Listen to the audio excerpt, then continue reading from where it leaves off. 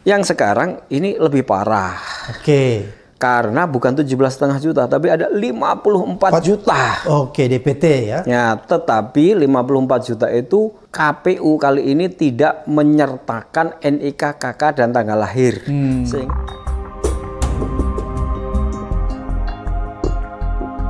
Assalamualaikum. Waalaikumsalam warahmatullahi wabarakatuh. Serasa dipanggil KPK ini saya.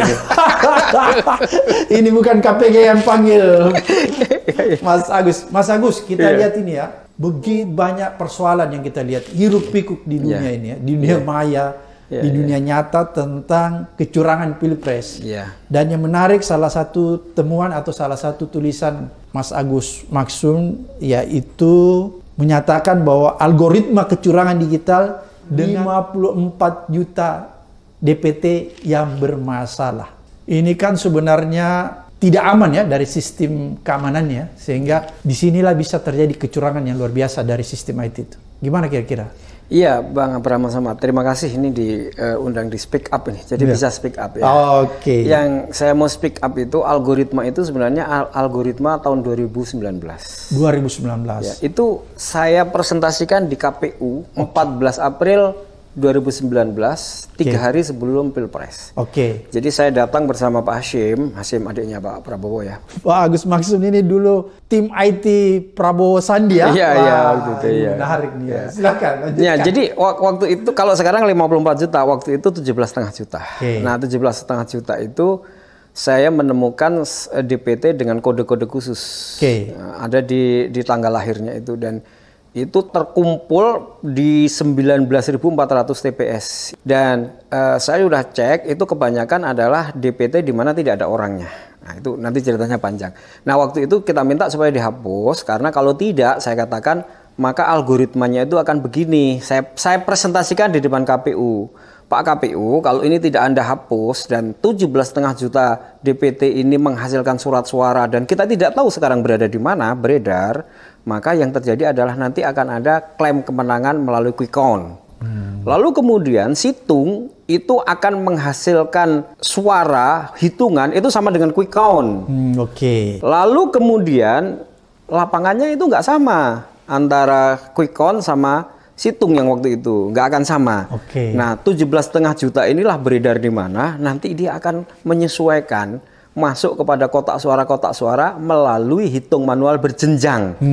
Nah, 17,5 juta itu ada kode-kodenya. Jadi misalnya dia untuk menang itu dia butuh 10 juta, maka dia tinggal query tarik 10 juta, maka dia tinggal 10 juta itu ada alamatnya di TPS mana. Surat suara itu udah dicoblos-coblos dengan konfigurasi ini ada di satu kotak suara. Tinggal kotak suara itu dioperasi selama 1 bulan, kan waktunya 1 bulan. Jadi itu penyesuaian. Nah, yang sekarang ini lebih parah. Karena bukan 17,5 juta, tapi ada 54 juta. DPT ya. Ya, tetapi 54 juta itu KPU kali ini tidak menyertakan NIK, KK, dan tanggal lahir. Sehingga kode-kode yang saya temukan itu udah nggak ada lagi. Disembunyikan oleh KPU. Disembunyikan kodenya. Kodenya masih ada, saya yakin masih ada, tapi disembunyikan. Karena kan udah kita bongkar tuh di 2019.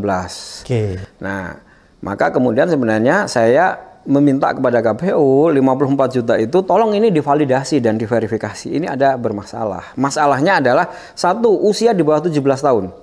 Itu ada 16 tahun, ada 14 tahun, ada 4 tahun, ada 0 tahun. Nah, lalu kemudian orang usianya di atas 100 tahun, tapi ada sampai 1030 tahun. Kemudian ganda banyak sekali, kemudian RT RW-nya 0. Nah, RT RW-nya 0 itu saya menengerai dan saya mendapatkan data dari analisa saya itu adalah penggelembungan di daerah di mana RT RW-nya 0. Jadi, misalnya simpel gini, penduduknya itu sekian, lalu DPT-nya itu 120% dari jumlah penduduk. Nah, jadi pasti kan ada itu. Nah, itulah yang saya sampaikan kepada KPU, tolong ini divalidasi dan diverifikasi. Dari 54 juta itu yang benar berapa, yang tidak benar berapa. Misalnya contoh yang tidak benar itu begini, ada nama ganda, namanya Galan Priatmaja, itu terulang 11 kali. Namanya sama persis, umurnya sama persis, ada di TPS yang sama. Artinya, kan dia itu sebenarnya cuma satu. Tapi Anda mencetak 11 surat suara, berarti ada kelebihan 10. Nah, kelebihan 10 itulah yang saya minta, tolong ini Anda edarkan kemana? Ini kan Anda cetak ini karena pencetakan itu mengikuti DPT 2 Juli. Nah, contoh inilah yang saya maksud. Kalau begitu, tolong Anda verifikasi, Anda validasi berapa sebenarnya yang valid. Misalnya ya, yang ganda ini kan ada 10 tadi. Kemudian ganda-ganda yang lain dan dengan beberapa item, akhirnya berapa sih?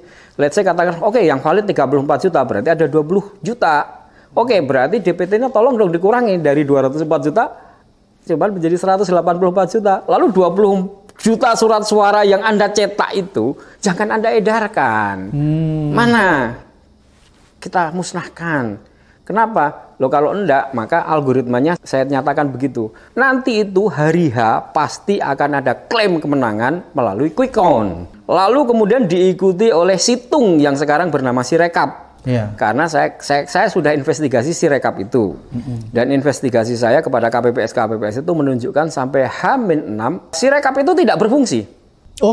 Jadi Sirekapnya belum berfungsi? Tidak berfungsi. Nah, itu panjang ceritanya. Kenapa tidak berfungsi? Satu, saya melakukan investigasi dan kemudian KPPS itu mencoba dia aplikasinya berbentuk APK. APK itu aplikasi yang tidak siap. Kalau sudah siap itu kan mestinya ada di Play Store atau di Apple Store atau PWA kan gitu. Ada APK. Yang kedua, ketika mereka mencoba errornya banyak sekali. Jadi dia belum mengalami proses namanya UAT, User Acceptance Test, itu belum. Sehingga kemudian saya berkesimpulan, ini kalau Sirekap di hari H menghasilkan angka, pasti dia angka simulasi. Saya sampaikan begitu. Di podcast tanggal 13. Nah, simulasinya itu pasti mengikuti quick count. Nah, yang terjadi adalah Sirekap memang tidak berfungsi akhirnya. Yang berfungsi itu situng 2019 difungsikan sebagai Sirekap dengan alamat pemilu2024.kpu.go.id.